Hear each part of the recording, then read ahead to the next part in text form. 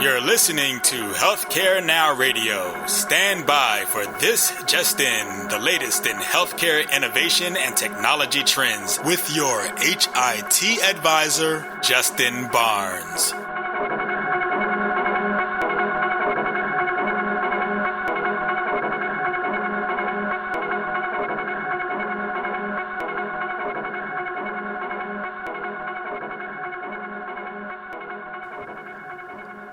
Thank you for tuning in and welcome to This Just In. I'm your host, Justin Barnes. In these half-hour segments, I'll bring you the latest advancements in healthcare, strategy, innovation, and public policy. As always, we're broadcasting from the This Just In studios on the Business Radio X network as well as the Healthcare Now radio network.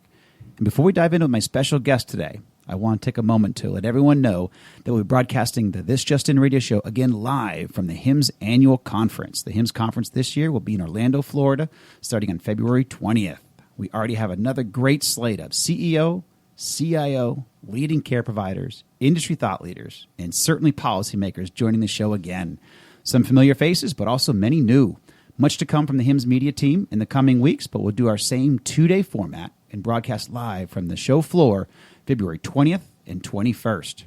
We're even having a special stage built to resemble the ESPN College Game Day look and feel, so hopefully everyone's registering for HIMSS 17 in Orlando, and you'll come down and check us out. It's guaranteed to be another fun, informative, and just an all-around great time. But for this episode, my 83rd episode, we're going to speak with a good, longtime friend, Wayne Oliver. Wayne is the Executive Director of Patients for Fair Compensation and Vice President of Jackson Healthcare, a terrific local company that we'll talk a little bit about as well. But welcome to the show, Wayne. Thanks a bunch. Appreciate you having me. You got it. It's great to have you in studio because, let's just say, you've been around the block. Yeah, and all of the wrinkles and gray hair prove that the blocks have been many. No, when I was thinking about this segment, and specifically, we're going to focus on what a new administration, a new White House, Trump presidency, and some foreshadowing. Basically, we're going to have you pull out your crystal ball. But we're all going to benefit, certainly, from your perspective and your insight. But you are a very well-known healthcare policy leader, spoken for decades on a range of health, pharmacy, and healthcare topics, as well as transformational solutions. And that's kind of where I met you. But your background working directly with governors, Congress, state legislatures, other national leaders just would be very relevant. So you're one of the best people that I could think of to have on the show today. So thank you for joining us in studio. And again, we're gonna talk about and for all of my listeners, legislatively, regulatory wise, executive order, all the things that we might see in the coming weeks, months, and years from. Well, we don't have very much longer to wait. I mean, it's right around the corner, and I think the one kind of overwhelming driving theme that you're going to see is things are going to be different, very different than business as usual in Washington. From drain the swamp to trying to really give power back to the states and to focus on what Mr. Trump's real skill set is, which is building things and creating things. So it'll be fun. Yeah. So very good point. Before we dive in too far, give my audience a little background. I know you fairly well, but a little bit of background. Right. Where'd you grow up? And you have a checkered past. So how did you get into healthcare? Yeah, well, checkered is an interesting word. I have been in health policy my entire adult life. I grew up in Albany, down in Southwest Georgia. Went to Mercer in Macon, and went to law school and came out and figured that I really didn't want to practice law, and then was kind of put into an opportunity within healthcare to do innovative health policy. So. Did that for about 20 years when I was recruited by former Speaker Newt Gingrich to work with his healthcare think tank, the Center for Health Transformation, which was just a wild ride. That's where I met you. That's where we met, and have met so many fascinating people, from Hillary Clinton to John Kerry to literally governors and congressmen and senators, and it was just a fun ride to really focus on innovative solutions. Let's look at real problems and then create real solutions. And sometimes that's uncomfortable for a lot of people. Yes. Change is my friend Andy von Eschenbach, who is a former FDA commissioner and former CEO of MD Anderson, said, the only thing that likes change is a 6-month-old baby with a dirty diaper. So, but things are going to be different. The change is going to come to Washington, and whether you're a lobbyist or whether you're a congressman or a senator, things are going to be very different because this is a apolitical president-elect, and things are going to be different. Yeah, no, actually, very good point. And for all my listeners, I'm fiercely bipartisan. I don't try to get too involved or involved at all in partisan politics, but I think it goes back to what you just said, looking for real American problems and real problems that we have in our healthcare system, we as taxpayers, we as citizens, and then looking for real, practical, innovative solutions. And so that's what the show's all about. And so that's and you think like that, and that's why I wanted to have you on the show today. Well, again, Speaker Gingrich, I don't know that he created the term, but he talked about tripartisan. So, try and find those policies where the American people are. They're not necessarily Republicans. They're not necessarily Democrats. There's a bunch of folks who are fiercely independent. And, solutions are not necessarily partisan. So try and find those tripartisan type issues that solve real problems and that meet the needs of Americans. Yep. No, excellent point. So before we dive into the administration, some things that we can expect beyond change, tell us, because I mentioned you mentioned the Center for Health Transformation in that process. Right. And we had global industry leaders like Vincent Frakes and David Merritt, and certainly Dr. Andy von Eschenbach that you mentioned, all involved. But tell us about your experience there, and you talked a little bit about it. It was what you learned. I learned a lot. First off, that Speaker Gingrich is just an extraordinarily gifted individual. He thinks faster than I think anybody else thinks I've ever met. Thinks very fast. Governor Perdue, Sonny Perdue, once said, "Listening to Newt is like drinking from a fire hydrant." Yeah, that's right. That's right. That you better be ready. You better be prepared. You better know your stuff. So true. So these are a few things that I learned when I was with the center. But that really the American people, they're smarter than we think they are. I think all the prognosticators leading up to this election, for example, discounted the candidacy of Mr. Trump and had all but coronated Mrs. Clinton as president. And, the American people are smarter than all the pollsters. They're smarter than all the pundits. They're smarter than all the smart people that are out there. And, I think they got it right. Yep. No, I agree. Smarter than a lot of us, even. Indeed. Because I don't think I foreshadowed it at all. So, yeah. All right. So now I see you reaching back into your back pocket right now. You're pulling out the crystal ball. Let's talk about some of the things. And so let's start off maybe with the Trump administration. Yep. We'll start there and then work our way maybe to the White House in general, then maybe into Congress and so forth. And so starting off with Trump administration, what do you think some of the things that we're going to see over the coming weeks and months? Well, thankfully he's put a roadmap out there. Yeah. Before the election, he said, this is what I'd like to do in my first 100 days. That's right. And some of those ideas are going to stick, and some of those ideas are not. There was a lot of talk about how do we drain the swamp? How do we change the system, the culture of Washington, to make it work, because the American people clearly indicated with this most recent election that Washington business as usual is not going to work anymore. And so what does that look like? Whether that looks like term limits, which I don't think Congress is going to embrace, but I think the administration would like to. Yeah. And do the American people embrace that? Well, I'm a lobbyist, right? Yeah. I mean, at my very core, I'm a lobbyist. And what term limits do, like them or not, it empowers people who are not legislators. So it empowers lobbyists, it empowers bureaucrats, it empowers things that have been around for a long time. Again, Dr. von Eschenbach, when he came in as FDA commissioner, looked around the room at all these senior staffers that had been there for 2 and 3 decades, and they look at him and go, "Yep, you're the summer help."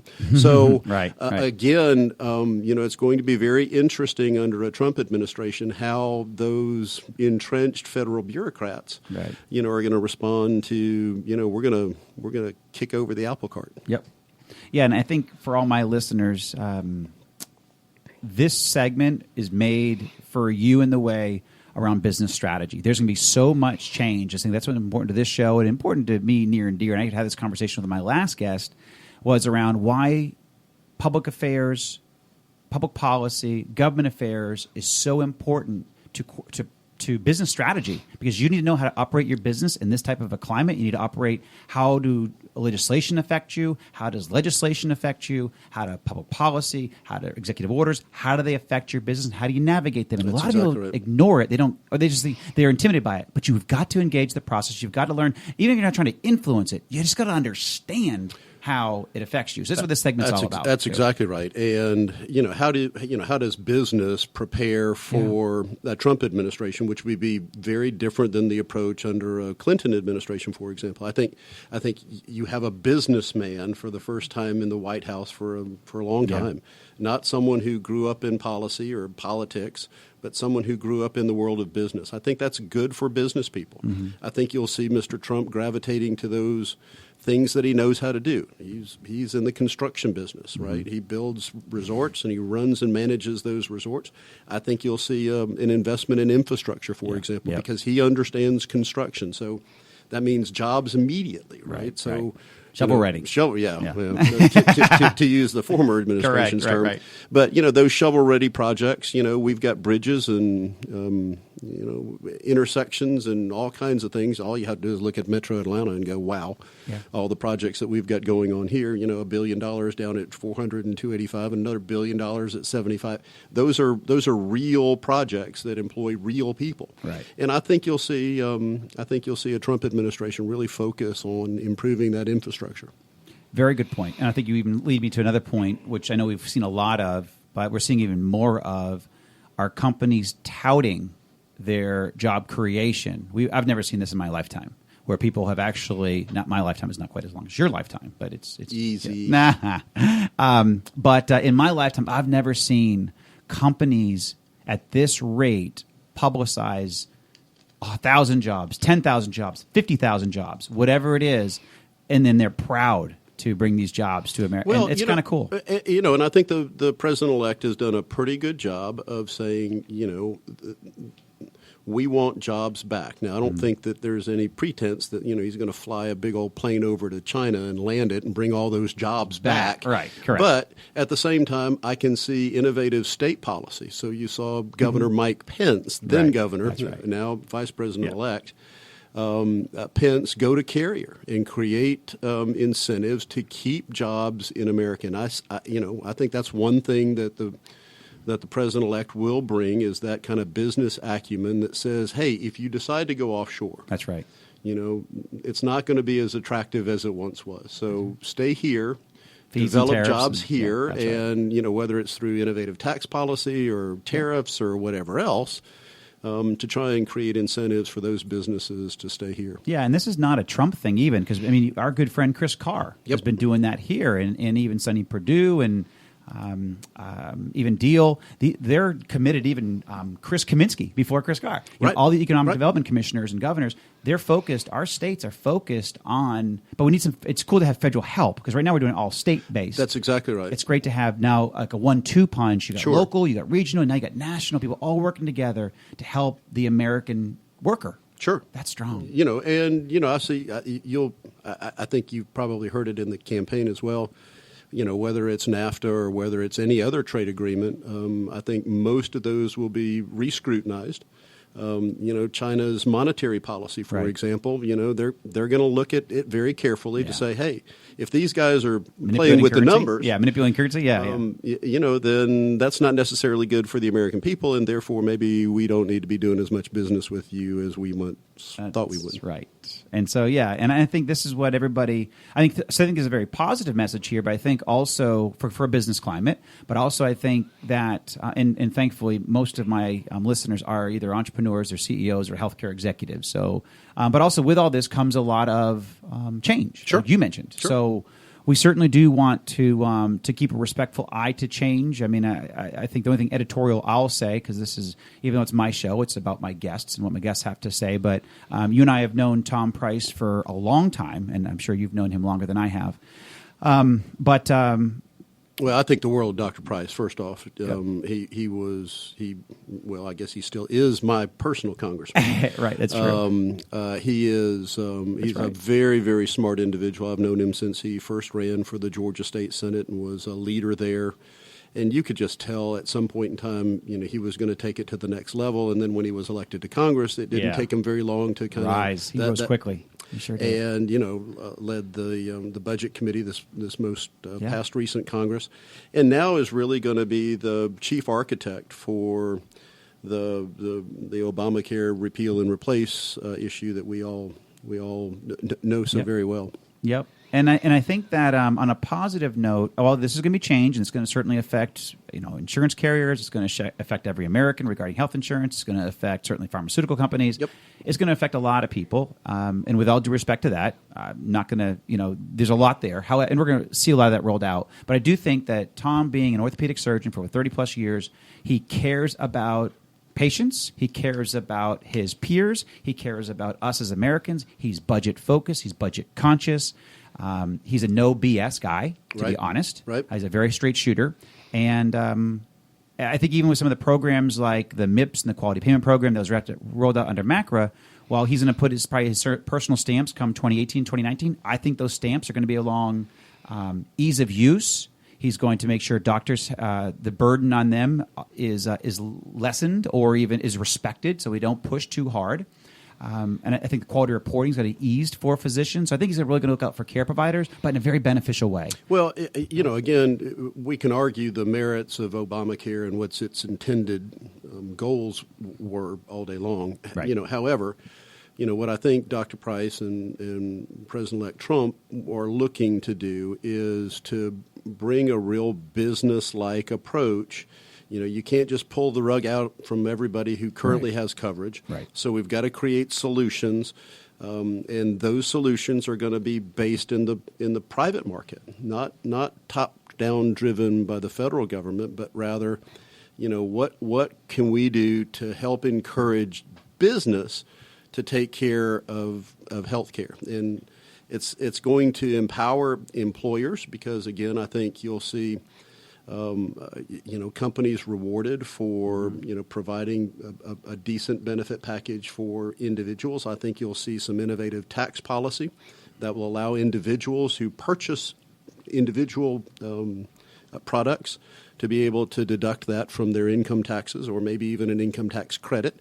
You'll see innovative private sector-based programs, like health information technology that helps improve the lives of both doctors and patients. Yeah, very, very good point. And just an editorial note for my audience. I usually don't talk politics on the show because it's a business-focused show and it's a strategy and innovation-focused show in healthcare in general. However, you hear a positive tone from Wayne and myself, and it's not because we're cheerleaders in any way, but that's just kind of we are optimistic people. We are positive type people. We always try to look for the good, right. And we navigate whatever we've been handed successfully. So I think that's just a good strategy overall. You got to play with the hand that's your dealt. Correct. And, that's right. That's very important for everybody. We have a Trump administration that wants to do some pretty bold things in its first 100 days. So I think fasten your seatbelts. It's going to be a fun, wild ride. Yep. And I can talk very positively about the last 4 years and a lot that we've accomplished, certainly around health IT, getting technology injected into the middle of our healthcare system. And again, that's not, quality healthcare and improving metrics and improving outcomes is where we ought to have been all along. Right. And that's not necessarily a Republican or a Democratic issue. I mean, it's, what's best for the American people. And so, to create those opportunities is very exciting. Yeah, and to prove that, even MACRA was passed, was a full bipartisan, full bicameral support. Absolutely. Went right through. Absolutely. So now moving right along, what legislation or regulation are you most closely tracking? Sure. Well, obviously the repeal and replace issue. Again, I've spent my entire career in health policy. Obamacare the Affordable Care Act was one of the most contentious but yet important changes that we as Americans needed to make. I mean, it was not appropriate. I don't think it was appropriate. And I don't think anyone would defend going back to insurance carriers being able to cherry pick their folks. So pre-existing conditions that makes a whole bunch of sense. Yes, the expanding health care for 26-year-olds. I mean, who were still just early in their career, they had parents who had coverage. To extend that makes a whole lot of sense. Yep. To create guaranteed renewable and guaranteed issued insurance policies. Those are just kind of common sense, kind of business-like approaches. So those things within Obamacare, I think, will stay. Yeah. But again, creating incentives for individuals to get coverage. Because if you take away the individual mandate and you take away the employer mandate, then how are you going to ensure that folks get covered? Get coverage? So, I think you'll see a wide range of things from health savings accounts to flexible spending accounts to increased opportunities for folks to get coverage through their employer or in an individual market that is competitive. Whether that's cross state line selling or all of those kind of things that are private sector based. It'll drive down costs, really stabilize the rate of growth. Absolutely. So that's what we're and I don't think you're going to see anything let up even on because we know there's things that we can do around what you just spoke about, but I think also directly affecting healthcare, quality of care. So much progress has been made over the last 6 to 8 years in accountable care, shared savings, value-based medicine, macros through more reimbursement tied to performance, tied to value. You're not going to see any slowdown in that, and that hopefully again will go back to the theme of.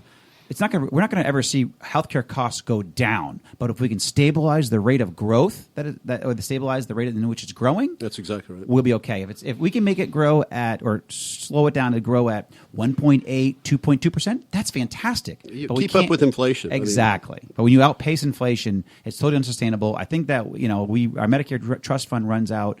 I want to say in 2026 now or 2025, somewhere in there, 2027, it got kicked out. It was at least going to be 2021, 2023. Now it's kicked out at 2025 because we have been able to stabilize some of the rate of growth. We have a lot more distance to go there. Well, and I think we're, as a society, we're doing a whole lot better understanding the true cost of healthcare. And if you see things like health savings accounts where I've got skin in the game, where I've got that's right. If I can go to Wellstar and my CAT scan is going to be X, or I could go to Piedmont and it's going to be X minus Y. That's right. Why wouldn't I want to go to Piedmont? That's right. So I think you'll see that increased competition not only among providers but also within health plans.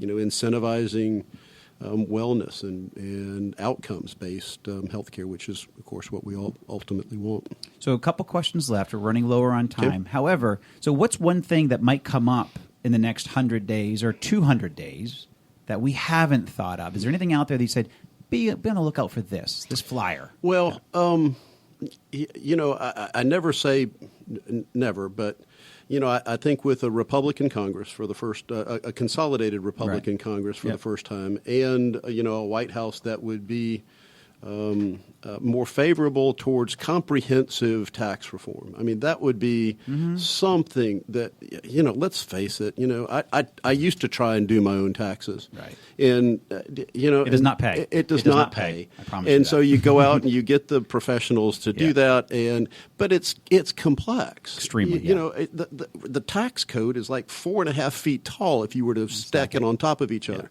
It's got to be simplified. It's got to be simplified for business. It's got to be simplified for individuals. individuals. And so I think you'll see some kind of, particularly the middle class will get some kind of, the Donald Trump voter from Iowa. Yeah. Right? Yeah. That guy. Which won the election for him. Whiz bang. Right. So I think you'll see him trying to, do something around comprehensive tax reform that maybe isn't totally on everyone's radar screen.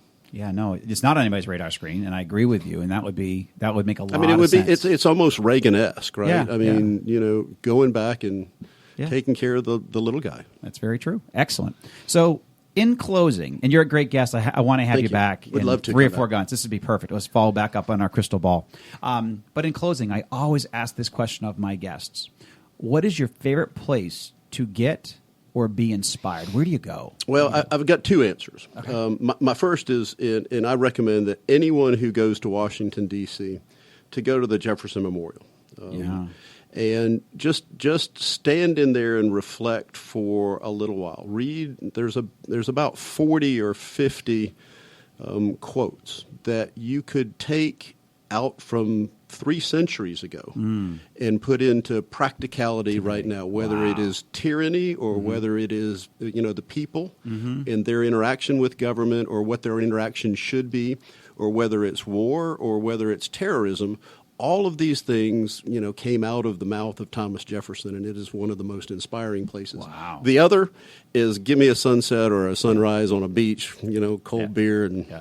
Amen. That's different kind of inspiration, but the Jefferson Memorial is really just a very unique and special place. Excellent. No, fantastic answer, my friend. Wayne, it's great to have you in the show today and have you in studios specifically. I appreciate you taking the time to join us, so thank you. Enjoyed it. And thank you, everyone, for listening, and thank you for joining us. Please tune in weekdays at 2:30 p.m. Eastern, 11:30 a.m. Pacific. As always, you can track me on Twitter at HIT Advisor and use the hashtag ThisJustIn so we can respond to your comments from the show. In addition, all my content will be posted at justinbarnes.com. Thanks, everyone. Have a terrific week, and hopefully we'll see you in Orlando in HIM 17.